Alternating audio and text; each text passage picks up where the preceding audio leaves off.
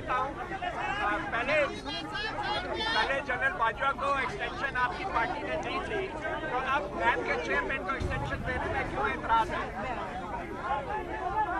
नैब के चेयरमैन की एक्सटेंशन की जब बात ऑफिशियली सामने आएगी तो हम उस पर रिएक्शन देंगे। बाकी किसी एक्सटेंशन में मैं उस गुनाह में शामिल नहीं हूँ। जी, और कोई सवाल? नौशीन, आप मुझे आवाज़ नहीं आ रही नौशीन। महंगाई अरूज पर है। Naushin, I can't hear you. इस वक्त मुल्क में महंगाई काफी ज्यादा अरूज पर है। पीपल्स पार्टी और एएनपी ने एहतजाज शुरू कर दिए, लेकिन मुस्लिम लीग नून की तरफ से जो अवामी मसाइल है उसके ऊपर कोई भी ना आवाज पार्लियामेंट में उठाई जा रही है और ना वहाँ। क्या मुस्लिम लीग नून पूरी खामोशी के साथ अगले इलेक्शन की तरफ? बिल्कुल मुस्लिम लीग नून खामोश नहीं है। मुस्लिम लीग नून आवाज़ उठा रही है, लेकिन मैं ये समझती हूँ कि अपोजिशन को आवाम के जो मसाइल हैं इस वक्त उनको बहुत बदतरीन महंगाई का सामना है, उनको बदतरीन मसाइल का सामना है। तो मेरा ख्याल है कि अपोजिशन को आवाम के साथ खड़ा होना चाहिए, आवाम के साथ खड़ा हुआ नज़र आना चाहिए और आवाम के दुख दर्द के लिए आवाज़ और ज़ोर से उठानी चाहिए। जी, कोई और सवाल? मैडम, आपने अंदर कहा है कि जिस एक्सटेंशन में पहले मुस्लिम लीग नून को वोट दिया उस एक्सटेंशन में ऐसा मैं इसका जवाब दे चुकी हूँ। और कोई सवाल आपने करना है? जी, सवाल करना है। खड़ा हुआ नजर आना चाहिए और आवाम के दुख दर्द के लिए आवाज़ और ज़ोर से उठानी चाहिए। जी, कोई और सवाल? मैडम, आपने अंदर कहा है कि जिस एक्सटेंशन में पहले मुस्लिम लीग नून को वोट दिया उस एक्सटेंशन में ऐसा मैं इसका जवाब दे चुकी हूँ। और कोई सवाल आपने करना है? जी, सवाल करना है। खड़ा हुआ नजर आना चाहिए और आवाम के दुख दर्द के लिए आवाज़ और ज़ोर से उठानी चाहिए। जी, कोई और सवाल? मैडम, आपने अंदर कहा है कि जिस एक्सटेंशन में पहले मुस्लिम लीग नून को वोट दिया उस एक्सटेंशन में ऐसा मैं इसका जवाब दे चुकी हूँ। और कोई सवाल आपने करना है? जी, सवाल करना है। खड़ा हुआ नजर आना चाहिए और आवाम के दुख दर्द के लिए आवाज़ और ज़ोर से उठानी चाहिए। जी, कोई और सवाल? मैडम, आपने अंदर कहा है कि जिस एक्सटेंशन में पहले मुस्लिम लीग नून को वोट दिया उस एक्सटेंशन में ऐसा मैं इसका जवाब दे चुकी हूँ। और कोई सवाल आपने करना है? जी, सवाल करना है। खड़ा हुआ नजर आना चाहिए और आवाम के दुख दर्द के लिए आवाज़ और ज़ोर से उठानी चाहिए। जी, कोई और सवाल? मैडम, आपने अंदर कहा है कि जिस एक्सटेंशन में पहले मुस्लिम लीग नून को वोट दिया उस एक्सटेंशन में ऐसा मैं इसका जवाब दे चुकी हूँ। और कोई सवाल आपने करना है? जी, सवाल करना है। खड़ा हुआ नजर आना चाहिए और आवाम के दुख दर्द के लिए आवाज़ और ज़ोर से उठानी चाहिए। जी, कोई और सवाल? मैडम, आपने अंदर कहा है कि जिस एक्सटेंशन में पहले मुस्लिम लीग नून को वोट दिया उस एक्सटेंशन में ऐसा मैं इसका जवाब कंटेनर्स के जरिए कंटेनर्स के ऊपर चढ़कर ये भाषण सुनते सुनते कौम के कान पक गए कि जो इमरान खान साहब के अपने फरमान थे कि जो अकाउंटेबिलिटी है वो वज़ीर आज़म से शुरू होती है और जो ताकतवर है उसको कानून के नीचे लाना है। कानून जो है वो छोटे लोगों के लिए है या कम ताकतवर लोगों के लिए है। और हज़रत उमर की मिसालें दिया करते थे कि उनका एक कुर्ता था, उसके बारे में भी सवाल हुए और जब अपनी चोरी की बात आई तो आराम से ये कह दिया कि मैं हिसाब नहीं दूंगा। ये आपने किस तरह कह दिया? ये आपका ज़ाती माल तो नहीं है, ना आपका ख़ानदानी माल है, ये पाकिस्तान की अमानत है और इस बारे में ना सिर्फ आपसे सवाल होना चाहिए बल्कि आपको जवाबदेह होना पड़ेगा। आप ये नहीं कर सकते कि आप लोगों को चोर कहते कहते और उसी आड़ में आप अपनी चोरी छुपा कर निकल जाएं। ये अब नहीं होगा, आपको जवाब देना पड़ेगा, ये आपका ज़ाती माल नहीं है। मैडम, ये भी डॉलर और पेट्रोल इस वक्त तारीख की बुलंद सतह पर महंगाई की वजह से आवाम परेशान है। क्या मुस्लिम लीग नून अपोजिशन प्लान रखती है महंगाई के खिलाफ भी कोई मुहिम चलाने की? क्योंकि माजी में जब इमरान खान अपोजिशन में थे तो हर दूसरे दिन वो कॉल दे देते थे प्रोटेस्ट की महंगाई को लेकर। मुस्लिम लीग नून या पीपल्स पार्टी हमें मुतारिक नहीं दिखाई। देखिए, इमरान खान साहब की जहाँ तक बात है तो उन्होंने पिछले 5-7 साल में जो भी किया है वो उनके अपने आगे आया है। वो कहते थे कि जब पेट्रोल महंगा होता है तो वज़ीर आज़म चोर होता है, जब डीजल महंगा होता है तो वज़ीर आज़म चोर होता है, जब आटा महंगा होता है, चीनी महंगी होती है तो वज़ीर आज़म चोर होता है। तो इस लिहाज से इमरान खान साहब पाकिस्तान के पहले सबसे बड़े सर्टिफाइड चोर हैं। और अब ये जो दूसरों को चोर चोर चोर कहते थे, उनकी अपनी कलई जो है पूरी कौम के सामने खुल गई है। और हुकूमत की छतरी जब बंद होने लगती है, जब आपका टेन्योर ख़त्म होने लगता है, तो बहुत चीज़ें जो हैं वो अयां होने लगती हैं, आपकी ताकत जो है वो ख़त्म होने लगती है। तो बहुत सारी चीज़ें सामने आएंगी, आ रही हैं। उसमें फिर ये बहाना नहीं चलेगा कि मैं जवाब नहीं दूंगा। ये आपके ज़ाती मसाइल नहीं है, ये कौम का पैसा है जिसका एक एक पाई का हिसाब आपको देना पड़ेगा। एक minute madam, Nawaz Sharif London में मौजूद है, उनके कोरोना वैक्सीनेशन का जो अंदराज है वो लाहौर के अस्पताल में हो गया है और शादी कार्ड का जो रिकॉर्ड है वो नादरा के पोर्टल पर भी दर्ज है। जी मैंने, हाँ, पहले इसका सवाल का जवाब दे दूं। मैंने भी अभी on my way to the court मैंने ये खबर सुनी और मुझे तशवीश हुई। खबर तो बड़ी मुज़क्का खेज़ है, लेकिन मुझे ये तशवीश हुई कि अगर ये आपका सिस्टम है, इस तरह से जो है वो आपका इंदराज किया जा रहा है जाली तरीके से, तो फिर ये एक और जो नामोशी है इंटरनेशनल, वो पाकिस्तान के हिस्से में इनकी नाअहली की वजह से आएगी। इसका इंटरनेशनल रिएक्शन आ सकता है। मैं इस बारे में मुझे तशवीश है। 2018 का इलेक्शन हर इस हुकूमत की हर चीज़ की तरह उनकी ये जो वैक्सीनेशन का रिकॉर्ड है और वैक्सीनेशन का इंदराज है वो भी जाली है। 2018 का इलेक्शन आपने लीड किया, फिर एक बड़े अदारे के सरबराह को एक्सटेंशन दी गई, आपकी पार्टी ने वोट किया, तो क्यों आप मैडम उस इलेक्शन को लीड भी किया, फिर बाद में आके आप उसको डिनाई भी कर रहे हैं? मैंने इस बात का जवाब दे दिया और बड़े क्लियर अल्फाज में दे दिया है। मैंने इसमें अपने वर्ड्स मिन्स नहीं किए। मेरा जवाब इनके पास है, अगर आपने नहीं सुना तो इनसे पूछ लें। जी आप एक मिनट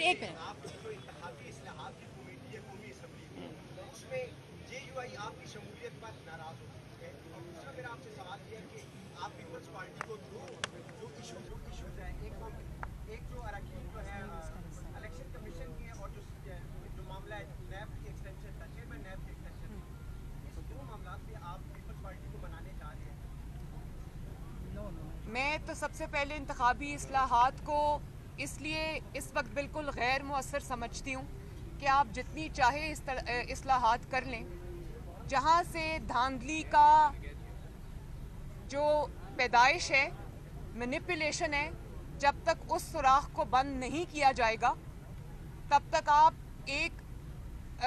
जितनी मर्जी इस्लाहात कर लें उनका कोई फ़ायदा नहीं है। तो जो अपने इख्तियारात से तजावज़ करते हैं, जो अवाम के मैंडेट पे डाका डालते हैं, जिनके अंदर ये हिम्मत और हौसला है कि वो अवाम के फ़ैसले को पाँव तले रोंद के निकल जाते हैं, जब तक उनके आगे दीवार नहीं बनाई जाएगी आपका किसी इस्लाहात का कोई फ़ायदा नहीं। दूसरी बात आपने क्या पूछी मुझसे अभी? मैंने आपसे ये पूछा था कि नून लीग क्या पीपल्स पार्टी को मनाने जा रही है इलेक्शन कमीशन के मेंबरान के हवाले से, और इसके साथ साथ चेयरमैन जब ये मामला ऑफिशियली नून लीग के सामने आएगा तो नून लीग इस पर रिस्पॉन्ड करेगी कि उसकी क्या स्ट्रैटेजी होगी। जावेद लतीफ के शोकाज नोटिस पर भी बता रहे हैं। जावेद लतीफ साहब मियाँ साहब के जानिसार सिपाही हैं, उनकी बयानिए के साथ वो खड़े हुए हैं, लेकिन अगर उनको ये शो कॉज नोटिस मिला है तो वो जवाब अपने दे देंगे। लेकिन मैं ये समझती हूँ कि जो भी किसी भी जमात के, ज़ाहिर है आज़ादी राय का हक सबको है, लेकिन जमात के डिसिप्लिन की खिलाफ वर्जी कहीं भी नहीं होनी चाहिए। लेकिन मैं ये समझती हूँ कि जावेद लतीफ़ साहब एक नवाज शरीफ के सच्चे सिपाही हैं, उनके नैरेटिव के अलम बरदार हैं, लेकिन किसी भी तरह अगर कोई उनसे कोई ऐसी बात हो गई है जो डिसिप्लिन की खिलाफ वर्जी में आती है तो वो अभी अपना जवाब जमा करा देंगे, हम उसमें पढ़ लेंगे कि उसकी क्या वजूहात हैं। जी मरियम, इलेक्शन कमीशन के ऊपर जो अभी हाल ही में कुरान जमात की तरफ से हमले हुए हैं और इलेक्शन कमीशन ने उसका नोटिस भी लिया है, अब मुश्तरका पार्लिमानी सेशन में अगर कोई ऐसी कानून साजी की जाती है जैसे EVM मशीन के ऊपर, जो कि इलेक्शन कमीशन पहले ही मुस्तरद कर चुका है, तो फिर नून लीग ऐसी सिचुएशन में कहाँ खड़ी होगी? मेरा ये ख्याल है कि ECP पे जो हमले हो रहे हैं ये उन लोगों की तरफ से हो रहे हैं जो नून लीग को दर्स दिया करते थे इदारों के एहतराम का, तो नून लीग ने तो इदारों का हमेशा एहतराम किया है और उसके एहतराम की सज़ा भी भुगती है।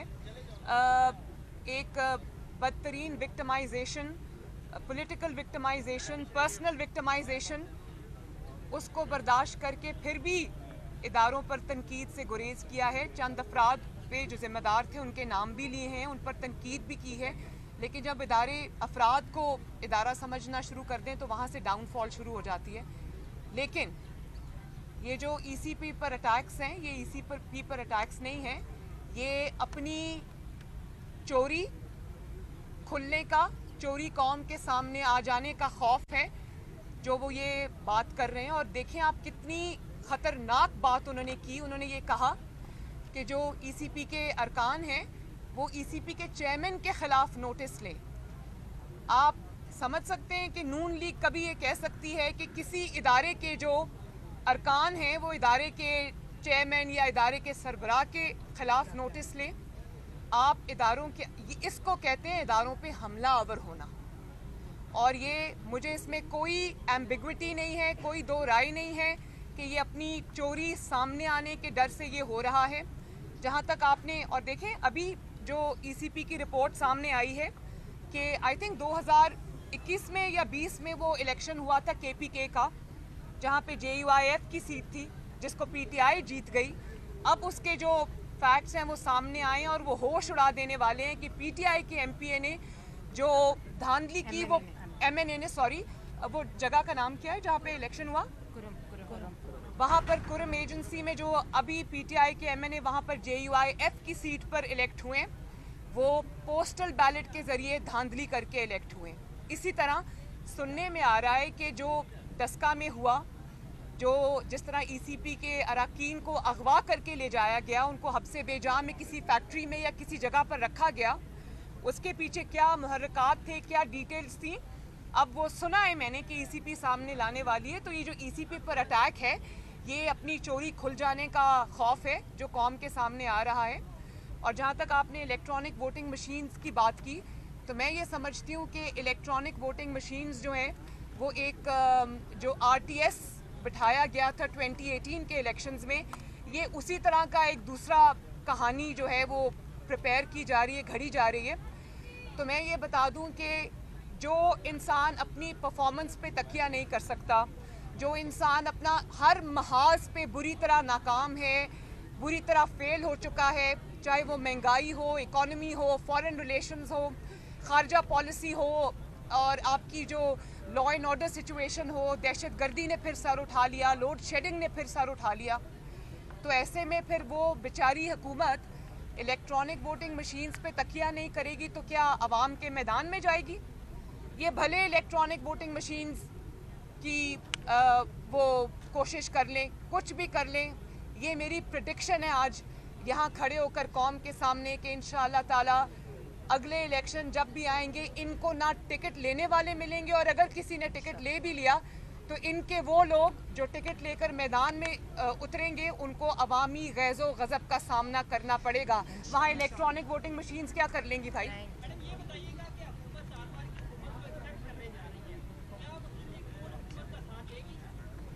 मैं ये समझती हूँ कि मैंने पहले भी ये बात पिछली अपनी प्रेस टॉक में भी कही थी कि अफ़गानिस्तान के अवाम, अफ़गानिस्तान एक सॉवरेन कंट्री है और उसके जो अवाम हैं उनकी ख्वाहिशात का, उनके फ़ैसले का एहतराम हम सबको करना चाहिए।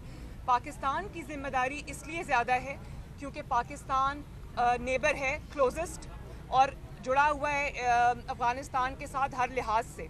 तो अफ़गानिस्तान में जो होता है उसका इम्पैक्ट पाकिस्तान में भी आता है, लेकिन उसकी आड़ में अफ़गानिस्तान के अंदरूनी मामलात को मैनिपुलेट करना, ये अपने सियासी फ़ायदे के लिए, ये किसी तरह भी मुनासिब नहीं है। अफ़गानिस्तान का फ़ैसला अफ़गानिस्तान के अवाम पर छोड़ देना चाहिए। जो आपको करना चाहिए बतौर पाकिस्तान की हुकूमत या मुल्क के तौर पे, आपको सिर्फ ये करना चाहिए कि वो एक बहुत war ridden, war plague country है जो बहुत सालों से जो जुल्म और वॉर का निशाना बने हुए हैं, उनको रिहेबिलिटेट करने में, उनको दोबारा से आबाद करने में उनकी मदद करनी चाहिए। उनके सियासी मामलात में, उनके अंदरूनी मामलात में किसी को मुदाखलत का कोई हक नहीं है। पाकिस्तान को इससे दूर रहना चाहिए। Thank you ji, thank you very much.